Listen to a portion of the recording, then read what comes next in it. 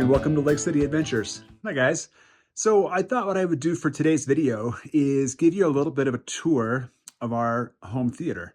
I said this earlier when I made a video about our solar system, which was that when I was trying to design it and put it together and figure out how to connect it and what parts I needed, I couldn't really find any amazing videos out there that showed it at the scale that I was looking for it. And so I thought maybe the same thing would apply here. And maybe a video like this would be helpful for somebody that's thinking about installing a home theater, a relatively low budget home theater, or thinking about upgrading their TV system at home to a projector or surround sound or something along those lines. So I'm going to kind of walk you guys through the theater, show you how we designed it, and then we'll get into the nitty-gritty of the components and how they're connected and what I chose to go with and what I wish I did differently and all that stuff. So let's get started.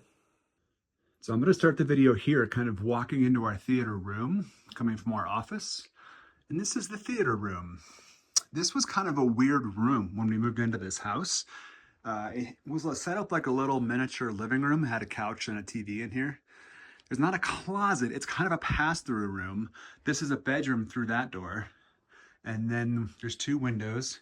And then in that way is our office. So when they built this expansion to the house, it went office in there, this room here, and then bedroom. So there's kind of three consecutive rooms that you had to walk through to get to the bathroom. So it's not really set up like a separate bedroom. And as a living room, we didn't really need it in terms of a big couch or coffee table and all that stuff. So we thought, well, let's put it, just kind of make it into a nice TV room. And then that evolved from there. And I've always kind of wanted to experiment with home theater stuff. So that's how this room came to be. We moved in this house in 2020. We finished this room over about 2020, 2021 timeframe. And it's still not done, not even close. It's just kind of at a functional point right now, but there's a lot more that I want to do with it. So let me show you some of the aspects of this room. So first of all, I just want to point out that we ended up painting the entire room, walls and ceiling, in this super matte black, dark, kind of blue gray, almost black. It's very close to black, but importantly, it's very, very matte. And so that way, when the room gets shut down, it is pitch black in here. This absorbs light, does not reflect light. And so you don't get light bouncing off the screen and interfering with your dark levels in your room. So I think that's a really crucial point. On the back here, we have these two windows, and I actually got on Amazon a pair of power blinds. I forget the brand. Oh, the brand is SmartWings. And so I had this little remote control here. It's also HomeKit compatible, so we can use Siri. And if I push down, these blinds will automatically come down on their own. They weren't cheap, but they also were not insanely expensive. It may have been $100 to $200 for both of them. And I think that's pretty good for the remote control aspect and the Siri control and all that. So you can see those come down. And then also around the corner of the blinds, or of the window, I got these online that are called light blockers. And they screw and then seal to the drywall and then make it so that there's no light leaking through the shades. These are totally blackout curtains. And then also got this little valance curtain and a couple of blackout curtains on the sides. And so the combination of all that makes it very, very dark. Let me turn off the light and see if you can tell. So the other lights are on the shelves right now that I'll show you in a minute. And the camera makes it look like there's quite a bit of light coming through there, but in reality, you can't even tell that there's light coming through those windows when you're turned around the other way watching TV. So next I want to talk about these seats. This was a challenge because the awkwardness of this room, you can see how there's kind of this gap here behind the seats. This room kind of pushes out that way towards the windows. But due to the sound design and the speakers, so we have some surround speakers on the side here, we can't really put seats back in this nook or else you wouldn't have access to the full surround sound envelope, as they say.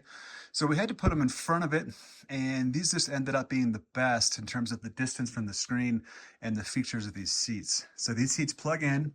There's 4 of them. They're each individual. So if you can see, there's actually, this is a one seat with a left armrest and another one with a left, and then one seat with a right armrest and one seat with a right armrest. So ordered 4 separate seats, and they just kind of sit there together. They're not actually connected. And then these are just little accessories. So these seats have this little plug right here, which allows you to plug in accessories. Like this is a tray table that plugs in like that and then can spin around. This is a battery operated light that plugs in as well. But when it's pitch black in here, really nice to be able to eat to or look at something or read. And they have all kinds of accessories, wine glass holders and other tray tables and all kinds of things. But this is all I have. I have these 2 tables and then that one light. And then the chairs themselves, if I sit down in one, I can show you, have individual controls right here. So there's a blue light that comes on, and there's an LED light underneath the chair as well down there. You can see it there, but the problem is that there's too much light leakage, and so it shines right on the screen, so I never actually use these. I think what I want to do is get underneath the chair and disconnect the LED light down there, and then just have the light in the cup holder, because that's kind of cool. And then this is obviously recline. Let me sit up or stand up so I can show you what I'm doing. So this is recline, and it's pretty obvious what it does. It reclines the seat. And then there is a lumbar adjustment as well. You probably can't see that changing, but there's a lumbar adjustment is the second button right here. And then the third button here is the headrest, which actually is really nice. So this headrest will come forward so your head doesn't fall too far back, and you can tilt it to just where you want while you're watching your movie. So 4 seats, all individually controlled, all individually just have regular outlets that plug into the wall. These came from an online store called Theater Store. I think they were about $1,000 each, not cheap, but really, I think worth it for the comfort of being able to watch a movie. In retrospect, the one mistake I made is I got 2 seats that did not have an armrest, and I thought that would be nice because you can cuddle together. They're a little bit less wide. You can see I was pushing the limit with how wide these 4 seats are and the size of this room. So I was trying to save a little bit of room. I do have a little temporary armrest that slides in there, but it's totally unstable. You can't really use it and put a drink in it because it'll splash. And there's nothing to put your other arm on when you're watching a movie. So I end up always putting a blanket there or a pillow there for an armrest. If I had it to do over again, I would have gotten armrests between every seat. I called the company and said, hey, can you just send me one of these and I can bolt it on there? And they said absolutely not, they wouldn't do it. So it is what it is, but I still love these seats. I'd get them again in a heartbeat. They're not 3 years old. They're pretty much brand new. This is the seat where the Bronco cushion is that I always sit in, and I'm starting to feel a little bit of wear in the padding, so I'll probably switch these 2 because nobody ever sits in the side ones unless there's more than 2 of us here. And so just kind of rotate them in and out so they wear evenly. But big fan of these seats, and I'd get them again. All right, so looking at the screen, before we get into some of the components of the theater, I thought I might show you some of the decor that we've had over the years. So this is the Lego Cinderella Castle from Walt Disney World, which has its own little remote control here. It lights up. It's supposed to play music, but it doesn't appear that's working very well. I may have to figure out why the speaker's not working. But you can control all the individual aspects of the castle. And really a lot of cool detail in this castle. You can come around to the back. Let me see if I can get every light on here. Hold on one second. Let me see if I can get this working. Success. It calls to us, and when we're brave enough to listen and bold enough to pursue, that dream will lead us on a journey to discover who we're meant to be. I just had to plug it back in again. So it has all these scenes and themes. I got the lights and the sound from lightmybrick.com. And then obviously the castle is just from Lego. This is the intro to the Happily Ever After fireworks song. And this is the opening to Disney movies.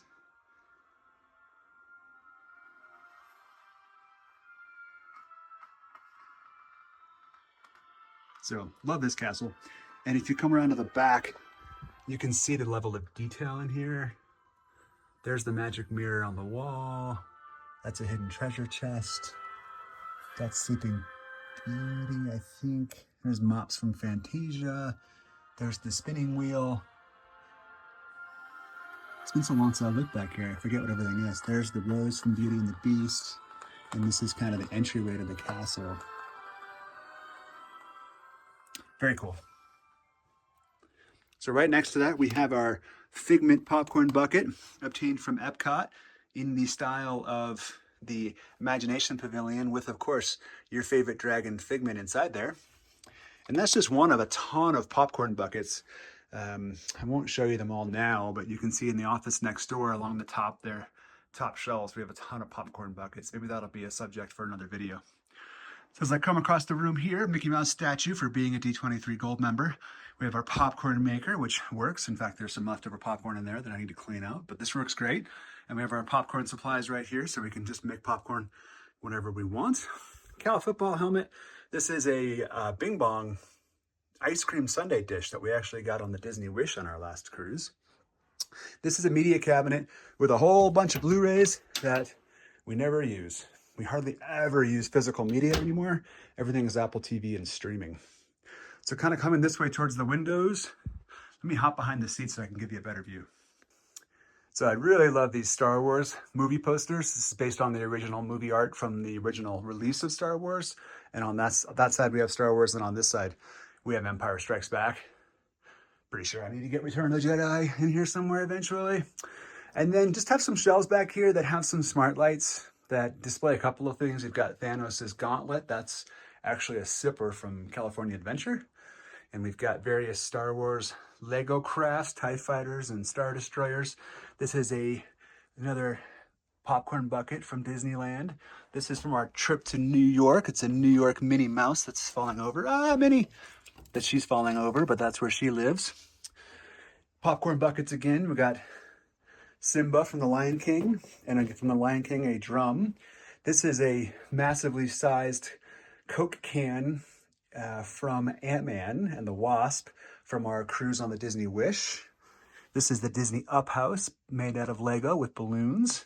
This is the Seinfeld set made out of Lego. This one was super fun to build.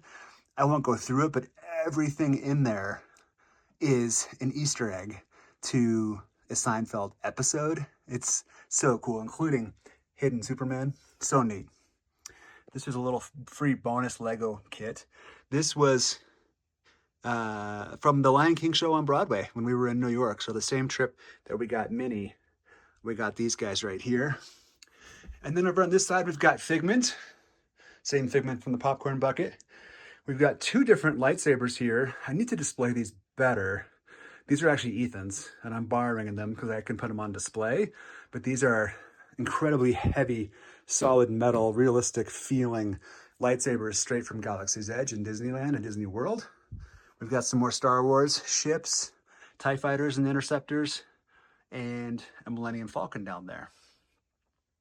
All right, so over here, we've got our Jack Skellington. He moves and sings and sings Nightmare Before Christmas stuff. He used to be something we just put out for Halloween, but he kind of fits in this corner. And so we decided to leave him here in the theater year round, along with the Jack Skellington Christmas plush. And then on these shelves up here, we've got a Denver Broncos commemorative football.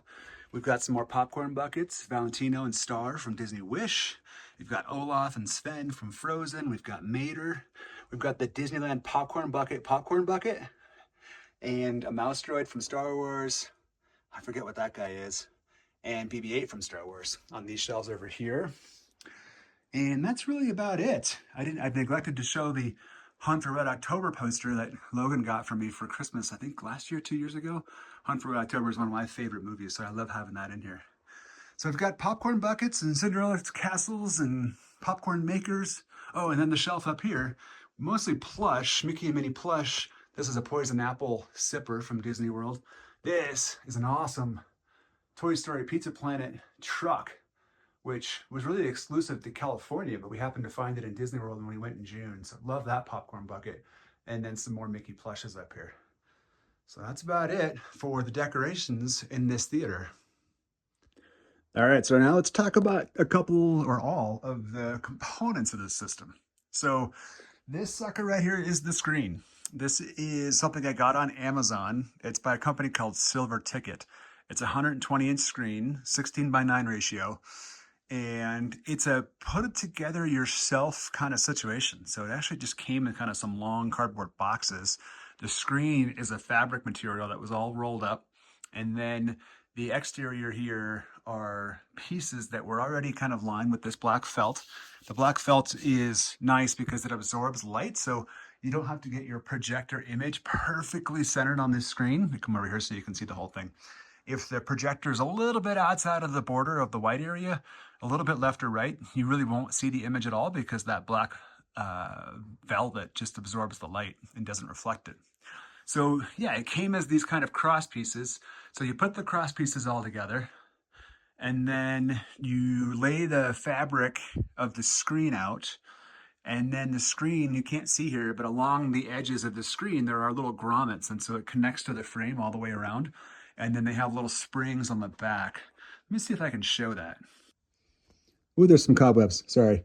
So here's the back of the screen. So there's an example of a spring that helps hold this in place. And you can see it's just kind of this metal track that goes all the way along. And then also, it also came with this, which is really nice. It came with this is another just piece of black felt fabric. So you can see the screen underneath there, that's the screen. And then this black felt goes around the back, and that helps prevent light from going through the screen. Because otherwise what'll happen is the screen's not totally opaque. So you'll see the image on the screen and then you'll see light going through it and hitting the wall behind it, and you get kind of a ghosted image. So this black felt here helps prevent that from happening. Mounting this was a little bit of a challenge because obviously it's intended to go on a flat wall. And I've got this sloping wall here that comes down and then goes flat. And so we were able to get around it by using these brackets. So these are the brackets that came with it, and just custom made a little angled piece that was the same angle as the wall to bring it out enough to be able to hang straight using a level. And then down here, let me take this speaker out of the way so you can see what I did here. Okay, so filming behind the screen here again, here's the upper part of the screen. There's the bracket that I was talking about. So because this wall is sloped, it's nowhere near this part of the wall here because the ceiling here is angled, and so it pushes the top bracket out. So I needed a way to mount it on the bottom. I needed a way to mount it off the floor, the height that I wanted it, and about 2 or 3 feet away from the wall. So I needed to make speaker stands anyway. So I just made these speaker stands. They're just made out of wood, framing, 2x4s, and plywood. Spray painted them black. And there's one like this. There's one on the other side, over on that side. And then there's one on the center here that's taller for the center speaker. And then used these as the mount basically, and tied them all together with this piece of plywood down here that runs along the front. And that way it kind of tied everything together, made it super solid, and gave me an integrated mount for my speakers. So along the bottom of the screen here is just plywood. And then I got this little, I think it was 12-inch velvet on Amazon for nothing. It's super, super cheap. And just draped it across the plywood here and just stapled it in place on the ends, and stapled a little bit of velvet along the side of this wood. It's not the most beautiful creation in the world, but it works fine. It's super solid. Screen's going nowhere. And it allowed me to mount the screen at the right height. So you want your eye level to be right about center of the screen. And so where I'm sitting in the chair right now, and if I'm looking at the screen, it's just about perfectly centered eye level. So it gave me the right height, it allowed me to mount it flush, and allowed me to bring it out from the wall. And then also created this nice little pocket behind it so I could put the equipment back here without having to worry about cosmetics. That's why it looks terrible. Apologies, but I haven't spent a lot of time making this look fancy because there's no need to, because you can't see any of it. So that's the screen. Let's talk about the projector. So here's the projector. It's a BenQ. The model number is HT3550. And it's a 4K projector, although this has gotten better, I think, in recent years, but 3 or 4 years ago, really to get a 4K projector, it does what's called frame shifting, which I don't fully understand, but it essentially creates two 2K images as the highest resolution that it can actually do, and then kind of puts them together twice as fast. So you can only get 60 hertz out of this. You can't get 120 hertz. But at 60 hertz, it projects a 4K image, and the image is absolutely beautiful. I have no complaints. You can see it's ceiling mounted, so it's upside down because it's mounted on the ceiling. And then I installed this little piece of wood, which we got out of storage, and just sanded it and stained it and sealed it. And the reason we did this is that, so every projector has something called a throw ratio, which basically means that for this projector to produce a 120-inch image, it has to be a certain distance from the screen. It's got zoom in it, so you can zoom up and down, and there's a little bit of a wiggle room, but it was something like 9 to 13 feet of where it had to be. And you know, 9 to 13 feet would have been right where my seats were, so I couldn't floor mount it. And so we had to ceiling mount it, but there's no ceiling back here. It's all A-framed up there. So instead of having this super long pole that comes all the way down 4 or 5 feet and would kind of move and shake with anybody walked by, we just created this wood shelf, anchored it to the wall, and then mounted the projector upside down to the shelf. All the connections that I need here is an HDMI cable and a power cable. And so they run up here and then down this conduit. The HDMI cable actually comes across this conduit to run behind the screen. And then the power cable just runs down here to a power outlet. And I have just a little bit of a power conditioner on there to prevent significant power surges, although it's a cheap one. I probably should have a better one. And a word about this conduit.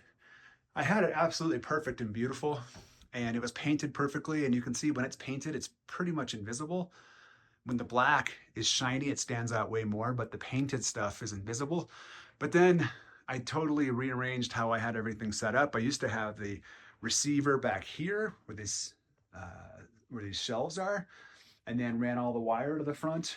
But when I decided to move the receiver behind the screen, I had to tear all this open. And because I had painted it, I wrecked it and, you know, chipped all the paint off opening it. So that's on the to-do list. You know, when I say this thing's not finished yet, coming back and painting all this conduit is definitely on the list, or I guess it's called Raceway.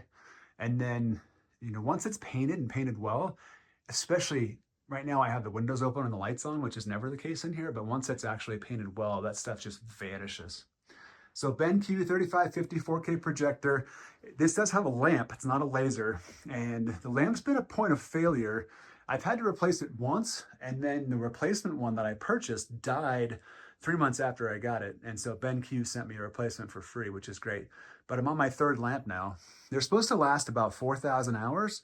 I find that after about 1,500 hours, 2,000 hours, they might still work, but they start to get pretty dim. It's noticeably dim. It's one of those things where every day it just gets a little bit less bright, and the change is so slight that you don't notice it. But then one day you're looking at it kind of like, this is not as bright as it used to be. And then you put a new bulb in there and it's, whoa, like holy smokes, this image is crazy bright. So I would, you know, recommend probably changing it sooner than before the bulb actually breaks. It's not cheap. The bulb's about 150 bucks. The projector was about 1,500, I think. I actually need to order one. Because we live so far from everywhere, it takes a week to get a projector bulb here, so I should just get one and have it on standby. If I were to buy another one now, I've really been looking into those newer 4K laser projectors. They don't get as hot. They don't have the bulb.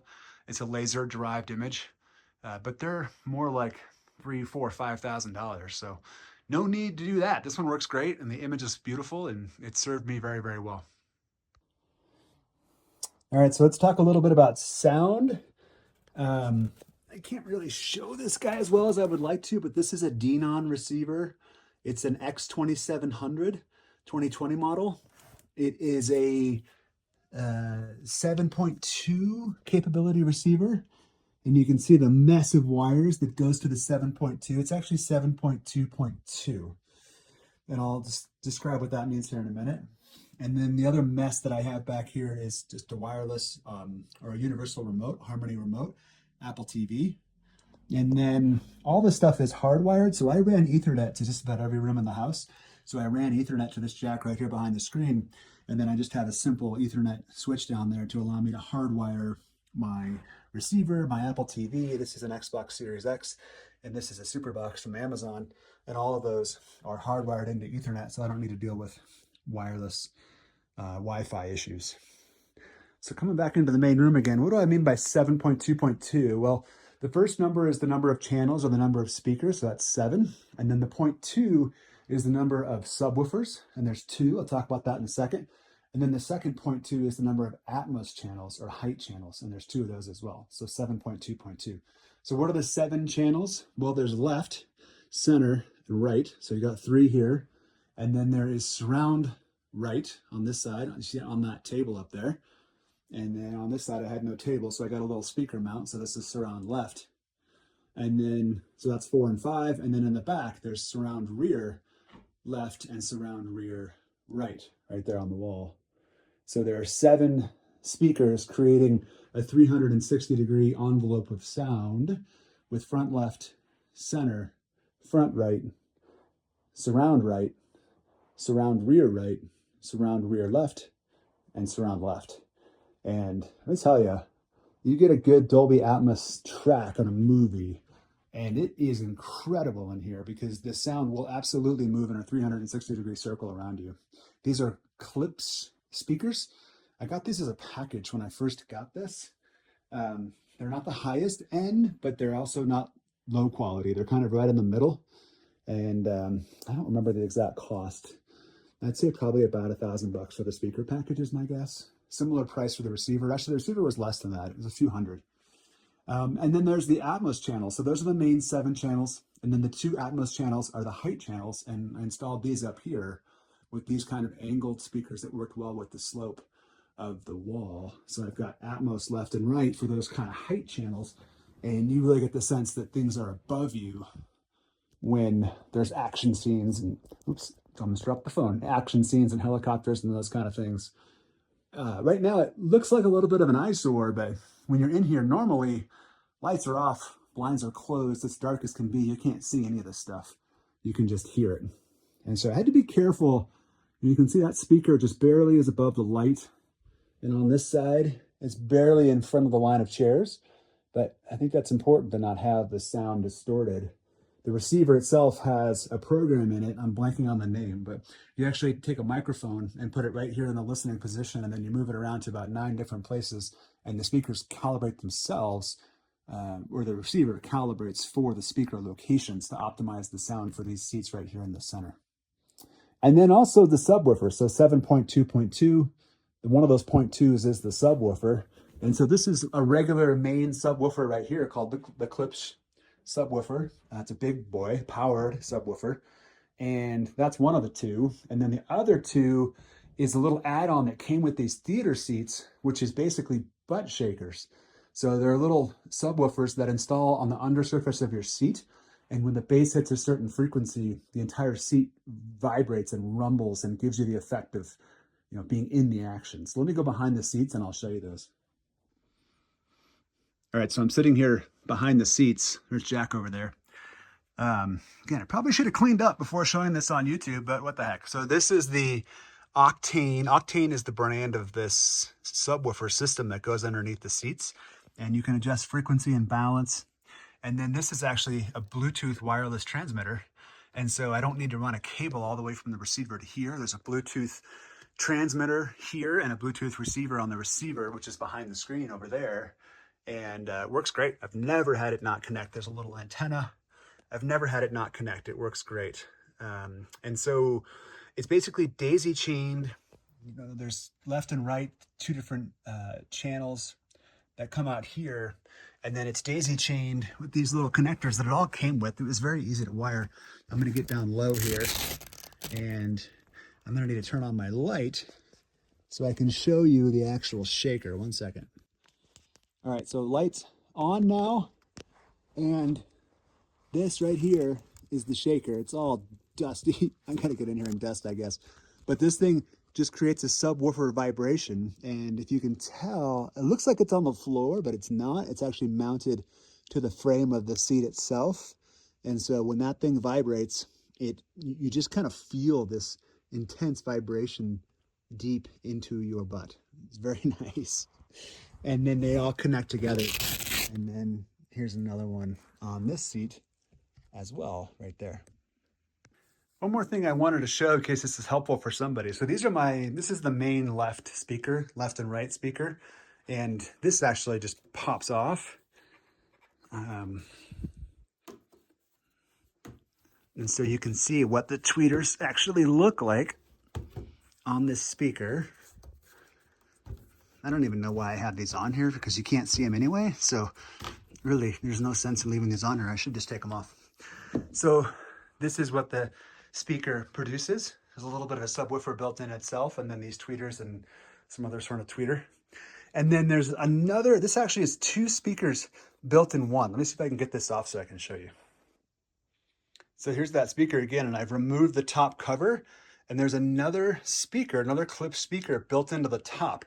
And so what this is supposed to do is to make it easier for you to set up an Atmos speaker system without actually running wires to an Atmos speaker like I did up there. And so the idea is that this is the main sound that comes out towards you, and this sound projects upwards where it's supposed to reflect off the ceiling and mimic the effect of having a speaker on the ceiling. And so that's what I got when I bought these speakers. Originally, I didn't have these extra Atmos speakers, but it was kind of dumb for me to think that that was going to work because of the anatomy of this room. There's no flat ceiling. And so for this to work, you really need, sound to come out at a 45-degree angle, bounce off the ceiling, and then come back to your listening position so it sounds like it's coming from the ceiling. But in this case, it kind of would just reflect that way and then get lost up in there. So I didn't really feel like I had the same bang on the Atmos channels that I should. And so I disconnected these speakers. They're not being used.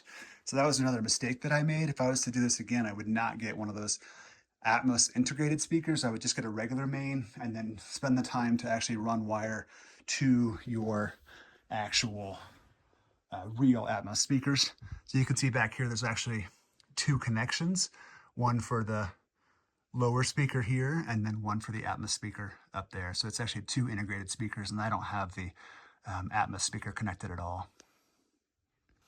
So I think that's about it. I think that's the tour.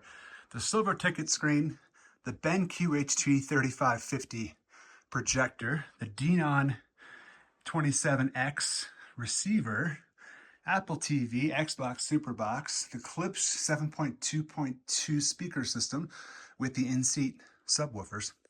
So let's get this in theater mode, fire it up, and show you what it looks like.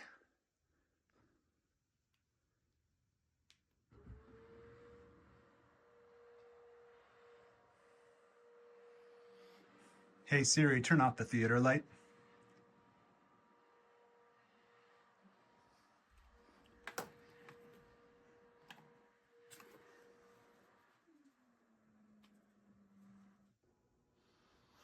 You can see what the shells look like in the dark. We've got a little bit of down lighting so that we can see them when the blinds are closed, and you can still kind of see what's going on with them. And you can see the popcorn light. And I don't have the Disney Castle on right now, but let's see if I can find the remote in the darkness. It's quite dark in here. There it is. And show you what that looks like in the dark. So this is what the castle looks like in the dark. It's beautiful. But we're going to turn it off because we're getting into movie mode. So we're going to turn this off, and we're going to turn the popcorn lights off. And I can usually leave these shelf lights on, but I don't like these on because they're in my peripheral vision when I sit down. So I'm going to come sit down here in my main seating area. And so I would say, hey Siri, turn off the theater shelves. And they should turn off here in a second. Or not. Siri doesn't always work. But I use Wemo plugs, so they're smart plugs. Here's the screen with the Apple TV, and let's show you what it looks like with the best movie of all time. On your left.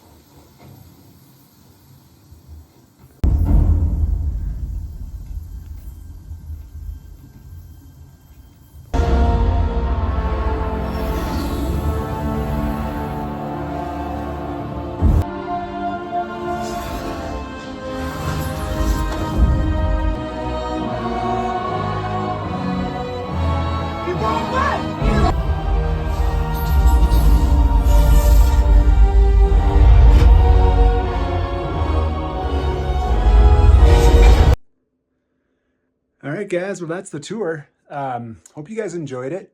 I put some of the model numbers and prices in there just kind of as a reference for somebody that might be considering building something like this. You could definitely do it cheaper, and you could definitely do it more expensive. I mean, I'm sure you've seen those crazy tricked out theaters that are $100,000 to $200,000. I haven't really added this up because I got the pieces over time and over multiple years, little things here and there. You know, the chairs came later. We kind of got the projector, the receiver, and the screen all at once. And then everything else got added in later. I figured out the windows and the blinds and the chairs and some of the decorations and the subwoofers and all that stuff. So it's been a little bit of a labor of love. I totally am so appreciative and grateful that we're able to have something like this. There is a theater here in Lake City, which is great, and we love it. In fact, I'm hoping to do a tour of that here on this channel eventually too. It tends to show videos that are or movies that have been out for 2 or 3 weeks, and you know, it's just one screen, so not everything gets shown there, but it's a great theater. But outside of that, it's there's not really a good theater in Salida. There's not really a good theater in Montrose that I know of. So to get to a regular kind of big chain theater, it's a 3-hour drive to Grand Junction, or about an hour and 45-minute drive to Crested Butte for a relatively small theater as well. So there's not a whole lot to do here in Lake City, especially in the winter. So having this when it is cold outside and we are kind of shuttered in for days at a time is the lifesaver in terms of being successful in a small rural town. We're so lucky to have it, and we're so grateful. So post down below in the comments if you have any questions or recommendations or equipment suggestions. I'm kind of looking forward to the last phase of this theater, which is just the last. I got to repaint that Raceway, and then the last design, lighting, a little bit of extra touches to really kind of make it our own.